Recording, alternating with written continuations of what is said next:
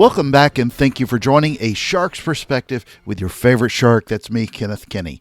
One of the important reasons that business folk like me thankfully have some focus on experience is because of how much time I've spent working on driving growth in leads and sales, seeing how much more quickly customers who don't value your experience are considering what your competitors have to offer. And if you're not focused on making the experience better, then it becomes a never-ending hamster wheel of spin to get more new ones than those that left out the back door. But what do you need to have a customer-centric experience that provides that focus? What's the mindset? What are the technology tools? What's the culture your organization needs for customers all over the world, whether they're in Sardinia in Italy or in the town of Sardinia, Ohio? Ilenia Vidili is a customer experience expert, author, entrepreneur, and keynote speaker.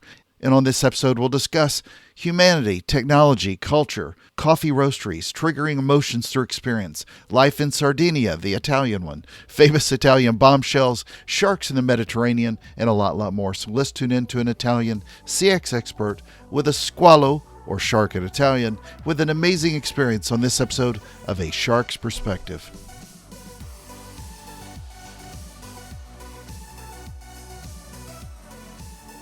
Ilenia, thank you so much for joining us today, all the way from Italy on A Shark's Perspective. Tell us a little bit about your background and your career to date. Thank you so much for inviting me, Shark. It's a pleasure to be here. Of course. Of course. I'm originally Italian, and I'm currently spending my lockdown in my country home in Sardinia, where I highly recommend you to find sharks on your next vacation. As you know, I lived in Cambridge for nearly a decade in UK, where I completed my university studies and worked for 3 major multinationals. My customer experience journey actually started in my very first job in NEC Corporation, and specifically in the facial recognition division, when biometry for consumers and retailers was still allowed in Europe. Now with the GDPR, things have changed, of course. Today, I'm the founder of This Matter Crew, a consultancy-based business helping companies improving their customer experience with strategy and training programs. And as you know, I'm also writing a book on customer centricity, which I'm sure we're going to touch upon a bit later. Yeah, I'm definitely looking forward to reading it. I had the pleasure of watching you speak on a virtual presentation, an event where we both spoke. I got to play loud music and when I was emceeing and get you pumped up before your speech. But I had the pleasure of hearing you speak. And one of the things that sort of struck me, and I've done quite a few shows on CX, it's an area of interest that's really keen to me as well. But one of the things I always find interesting is that you don't find a lot of younger people that are in the CX world. What drew your interest towards CX? So I used to work in corporate marketing for years. And then obviously when I left the UK, I left my corporate job and took the leap to a new adventure, which is now my current adventure. I think that interaction between an organization and the customer has always fascinated me, but also how the company builds the relationship with the customer has always been one of my passion to me. Obviously, being a marketer before and having seen marketing changing over the last 10 years, it's been quite interesting and fascinating at the same time. So define what you think is a true customer-driven organization. Okay, this is a really interesting question, and I'm glad you're asking it because I'm happy to shed some light. I know there are some confusing thoughts around the web. So I believe that a customer-driven organization is made in 3 main factors, which these are the three pillars that I'm going to write on the book as well. The first one is the humanity factor, and that's, as you know, customers are craving about. So this is what customers want today. They want the humanity out of companies that are hyper digitized. Well, no, not so many companies, but most companies are highly technical today. So the why, the humanity factor answers a very important question, which is the why. And customer-centric strategy starts from the top with a clear and authentic purpose that is ingrained in every process of the business, but also in every individual of the business, so every employee.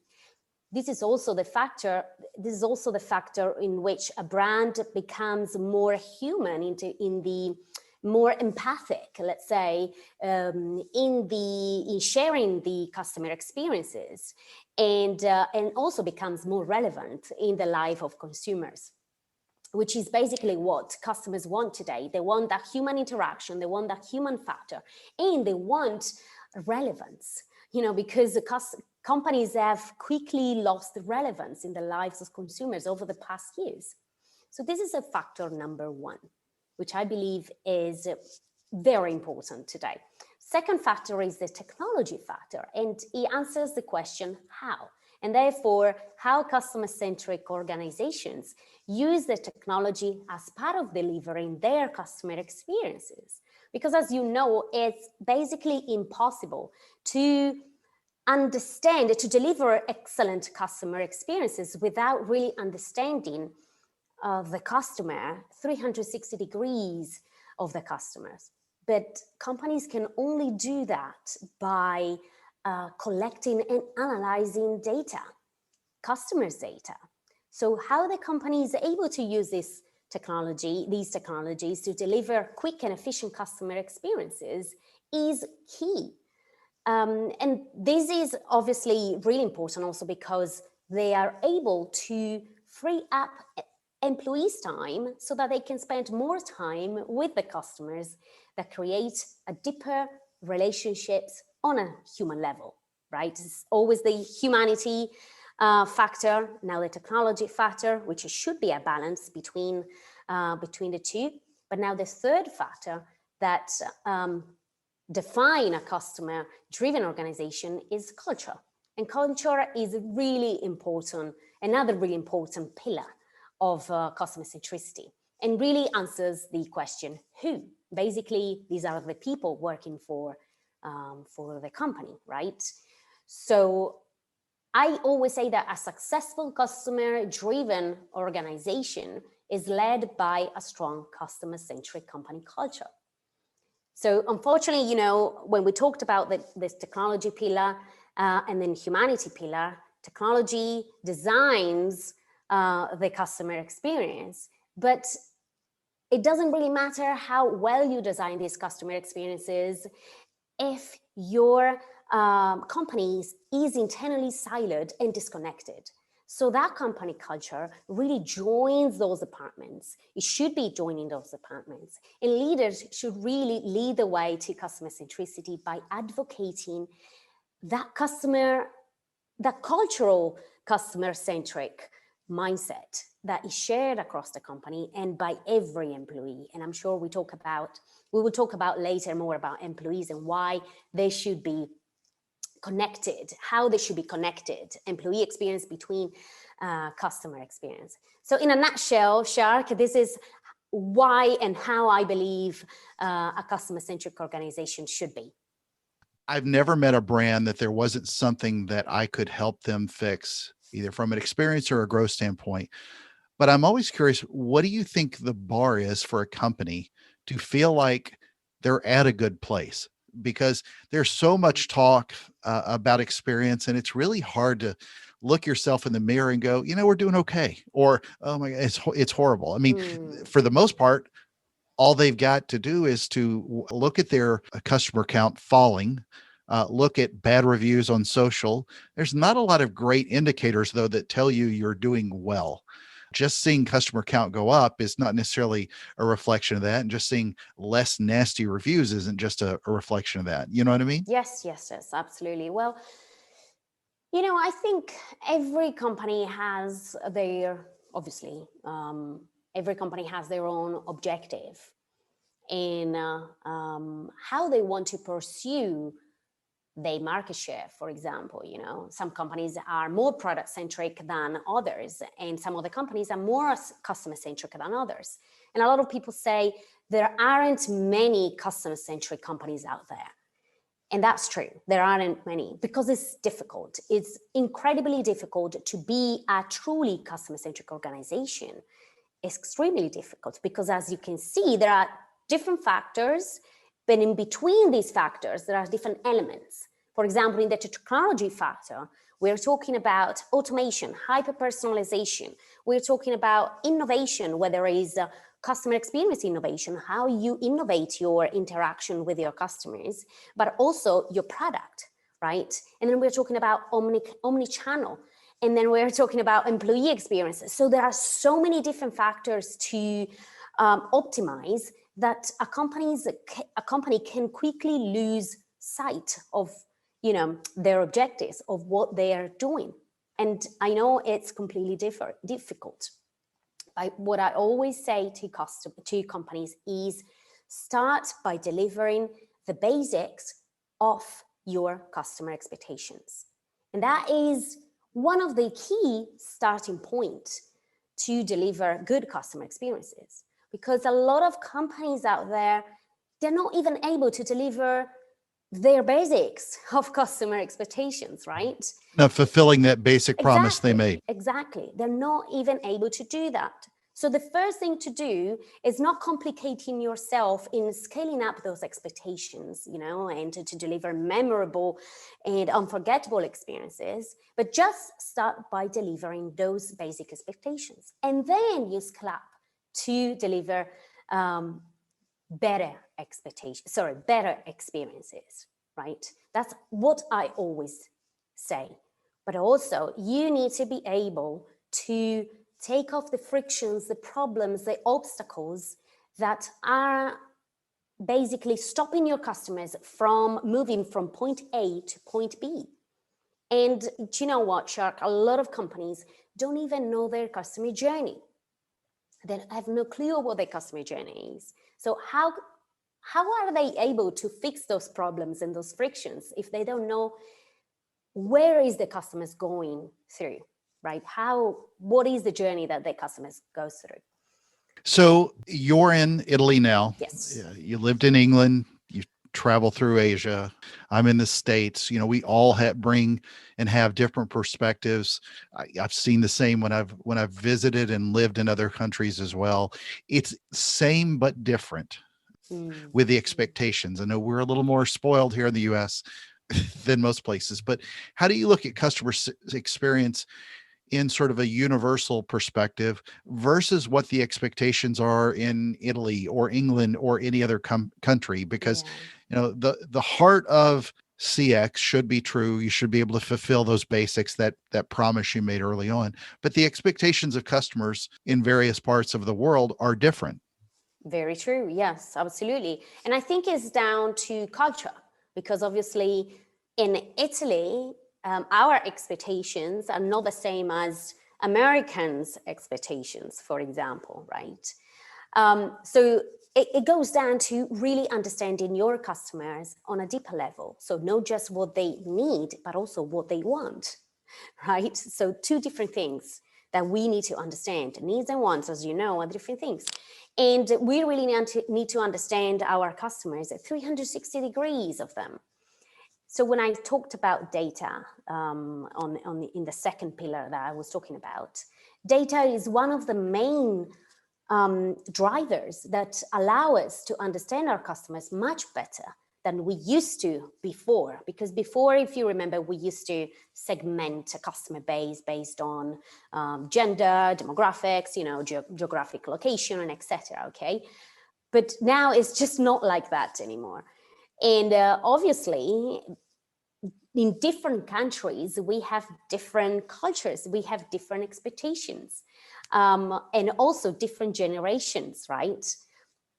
An Italian 25 to 30 years old, it wouldn't be the same as an English or American person of the same age, right? Because they've been influenced by the culture of that country, but also of their expectations, right? The way they've studied, the way they've been, brought up by their families and etc. So again, it goes down to understanding their customers on a deeper level, not just on the demographics or buyer personas as we used to do before.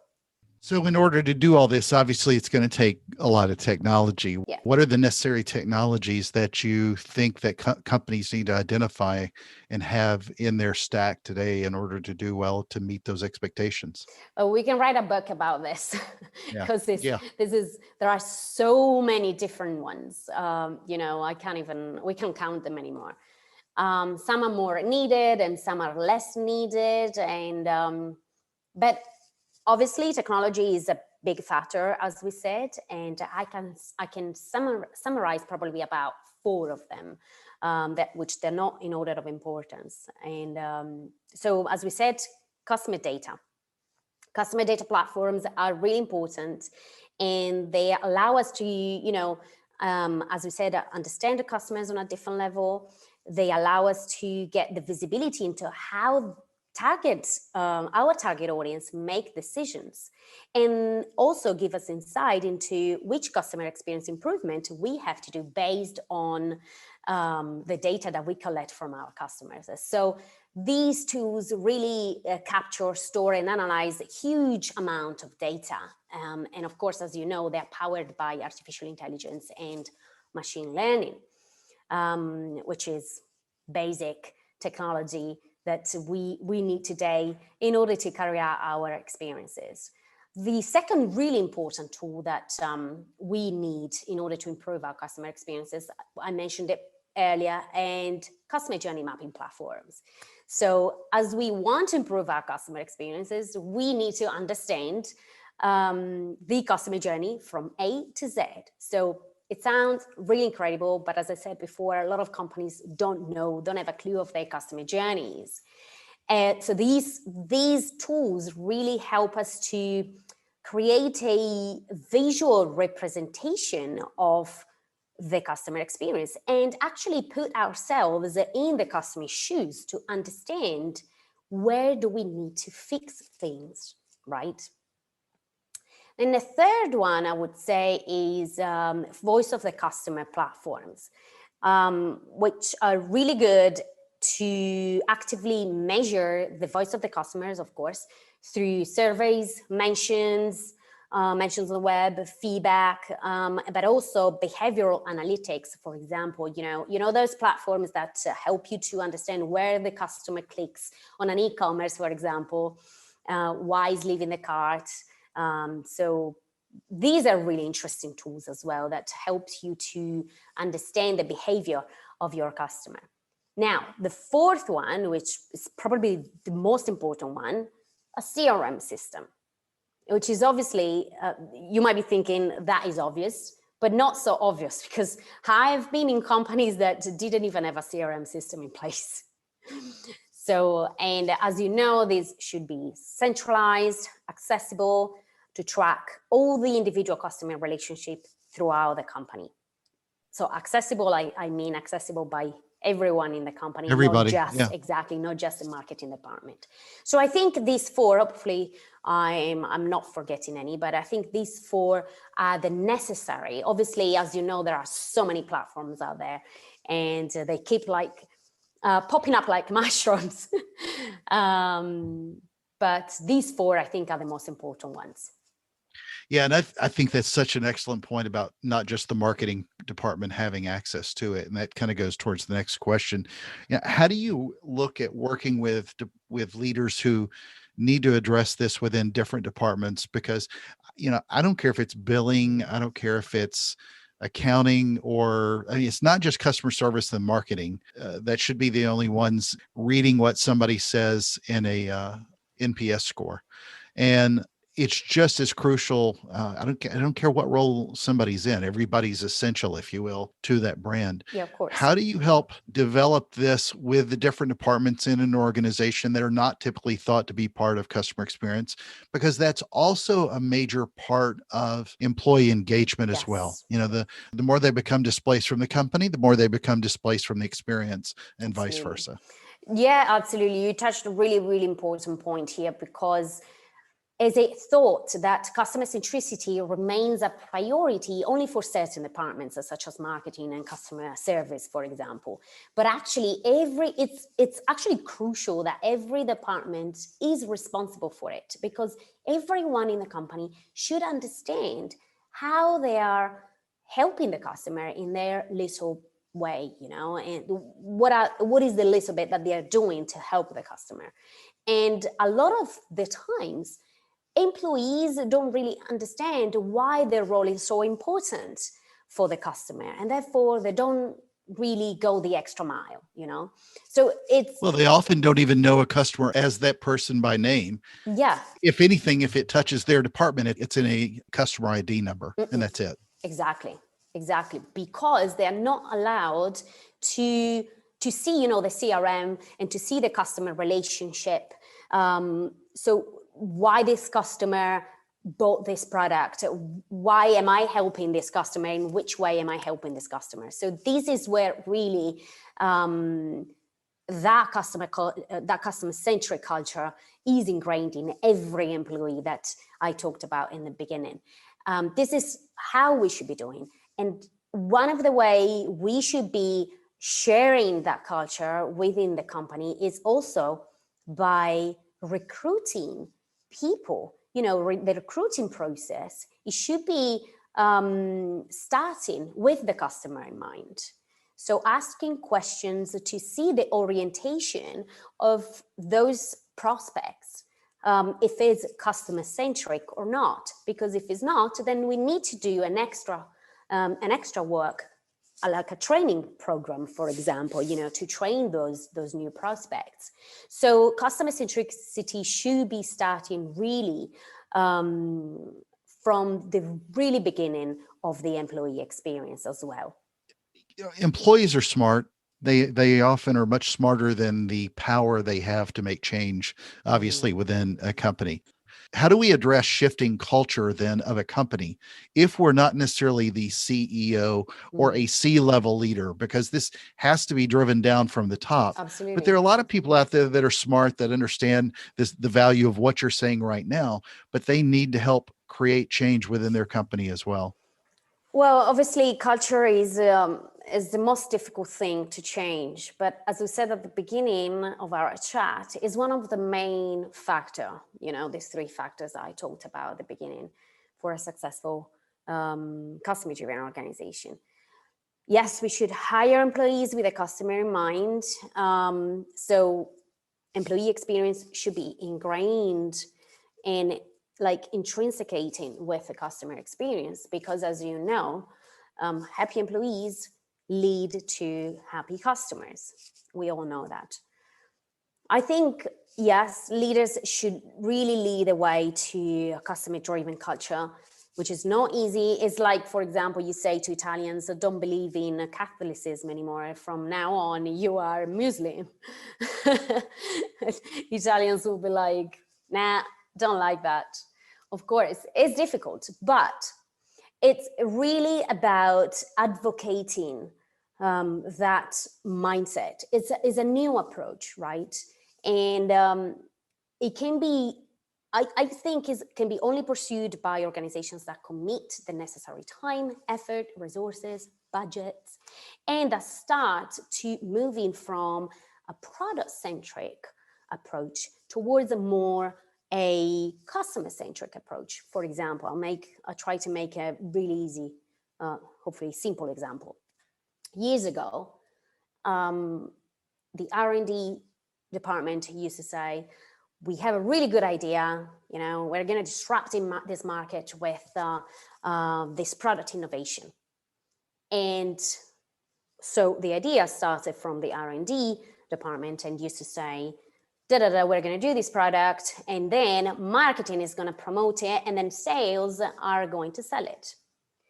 But now the shift is that it should be not completely different. So yes, we're still selling a product or service, of course, but instead of selling a product, we should be selling a solution that fulfills that customer need. So the people interested and in charge of the customer experience, of the customer centricity, they should say, excuse me, R&D people, I think we have a bunch of really good customer insights and customer needs to fulfill. How about you give me a product? How about you give me a really interesting solution to fulfill these needs, right? So this is how we start changing and shifting, okay? So we're still producing, creating a product or solution or service, as you want to call it, but is with a customer in mind, is not with disrupting the market in mind, right? Coming out of the COVID pandemic, I think this one's going to be really interesting. And I've had this conversation with many a friend before, but we're going to be for many small and medium sized businesses, and even ones that are large as well, are seeing real problems with growth, with just keeping the lights on because the economy's been hit all over the world. But it worries me a bit about how much customer experience will suffer in lieu of, because there have been so many advancements made, in lieu of really that focus as well on profits, and that focus on product and service, if you will, and profits versus what you're describing as customer centricity. Yeah. How do you sort of balance that in a world where you have to achieve growth without just throwing customer experience out the door? It's a really tough year for customer experience, really. Yeah. You know, I have been suffering, like my business have been suffering, but obviously a lot of consultants out there have been in the same position. And we've been badly affected because customer centricity and customer experience is not perceived as a necessity yet, you know, because we still see, not we actually, companies in general, you know, still perceive products and profit to be the most important thing to push out there. But let's put it this way, and we know this. There are so many products in the market that it's really difficult to differentiate. As we know, the cost to disrupt is falling to zero. There are huge numbers of similar products out there in the market, products and services out there. So the level of differentiating between companies is becoming harder and harder.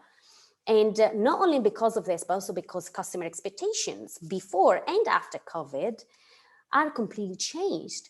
So it's, you know, here is where we need that customer centricity, that customer experience in place, because we need to disrupt the way we interact with our customers. As I said earlier, products are important, but the way we create that customer relationship is even more important, because today there are products that are the same in the market, right? So many similar, the same product with same quality, same packaging, similar branding, similar prices. But it's the way we differentiate companies is basically with a level of customer experience. That is the only way we can do, because the power is not in the hand of the R&D department that I told you earlier, but it's in the hand of the consumers. It's totally in the hand of the consumers. So if we don't listen to what they want, if we don't listen to them, we're going to open doors to our competitors. That's what we can do. What I don't know is if companies are really asking the right questions. They're so interested in just evaluating what the customer's thoughts are about that product or service, but they're not asking the right questions about the experience of the product or service and what drove them with the intent to buy or to continue to stay with that company. And so a lot of times, you know, they got to get focused with a bright, shiny object over here of what they think might be the experience problem. But a lot of times they just haven't asked the right questions. So True. What's your favorite brand from an experience standpoint when you look at any of the brands that service you or that you see in the marketplace that you think are doing a good job from a customer experience standpoint? So I think Ili Cafe is an amazing company, at least, I mean, for me. They are a roastery company, if I'm not sure I'm saying it correctly in English. Yes, they basically a competitor of Starbucks. They are based here, but you can find their coffee everywhere. the bit where they give you an experience is when you enter their coffee shops. And it's a little bit more than Starbucks, because obviously Illy gives you an amazing coffee, and you go there and you have also an amazing experience. So you see here, you have this little bit of product that, yes, is important, but then you have this little bit of experience that is incredibly important, that adds up and complements the product. So for me, Illy Coffee, you enter there, you have a lot of books that you can just pick and read and stay there for a bunch of hours, and nobody's going to kick you out because you're not consuming, but you have that experience as well as an amazing product. So Amazon and, Ritz-Carlton and let's see, who else? Disney, Starbucks, Zappos, a lot of these well-known global brands known all over the world are always, at the top. But perfect example, if you were to look at somebody that's not as well-known like Illy Coffee, if you were to give them one piece of advice on how to improve their customer experience, what would it be? For example, in the roastery business, like Illy gives you an emotion. So, they are really able to trigger that emotional side inside of you. That, yes, of course, the smell of the product, then, the smell reminds you that experience. But then not only that, it triggers you inside your emotions at that particular moment. You were enjoying that piece of cake with your favorite coffee and reading your favorite book. Yeah, fantastic. It's just great, but not only that, and then of course there is all the technology factor behind it. They're really good at sending you those personalized messages as well, and they have great products as well. They sell coffee as well as the coffee machines as well, which are one of the best out there. So they're really good in really making themselves to be memorable and to be reminded and remembered. Mm-hmm. So you're in Sardinia, and there's not many shark attacks on the Italian waters. But I asked this of all my guests: what is your favorite kind of shark and why? My favorite kind of shark, I'd say, is the white shark. Good. Not many seen in the Mediterranean, so very few. Really? Seen. Very few. Yeah. Well, Ilenia, it's that special time of the show. Are you ready for the 5 most interesting and important questions that you're going to be asked today? Yes, let's do it. I can't wait, Shark.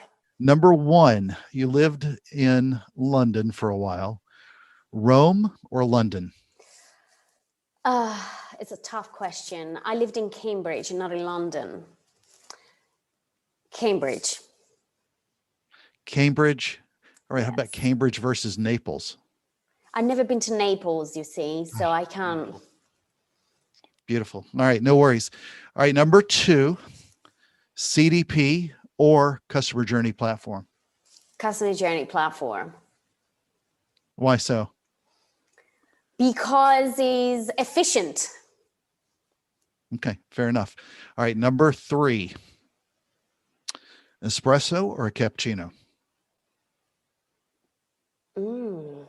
I don't know. I like them both. But the favorite part of my day is breakfast. And for breakfast, I always have a cappuccino and a croissant.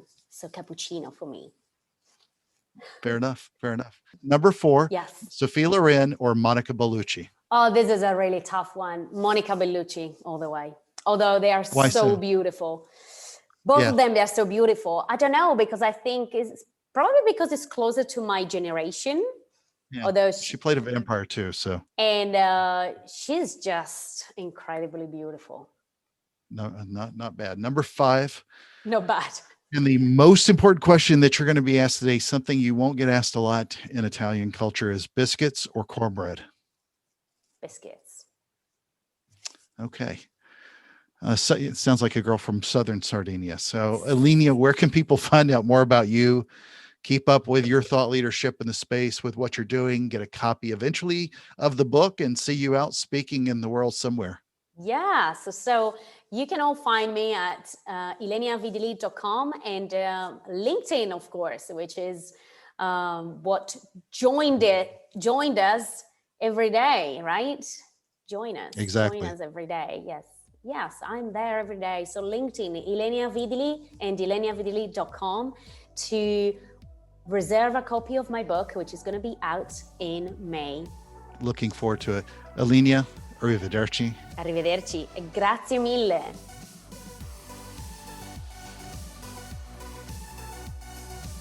So there was my conversation with Ilenia Vidili, a customer experience expert, author, entrepreneur, and keynote speaker. Let's take a look at 3 key takeaways from my conversation with her. First, how do you even design a customer-centric organization? I really like her basic principles with the 3 pillars.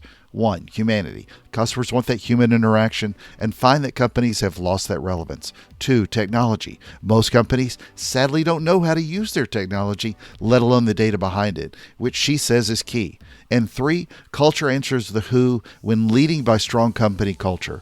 But another thing we touched on is what can often sound like a lot of consultants speak to brands.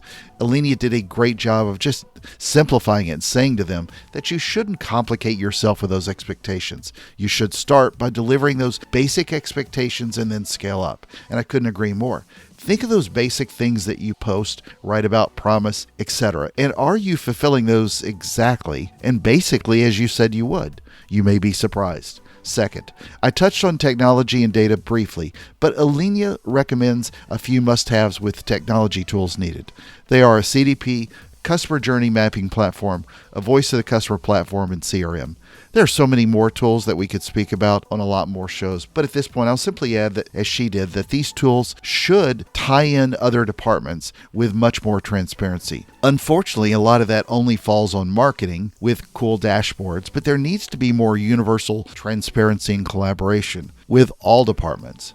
Third, so again, customer experience is not often seen as a necessity yet, but why is this important? Because your customers are really looking at competitors and changing to new brands more quickly based on better experiences, and that should be really important to you.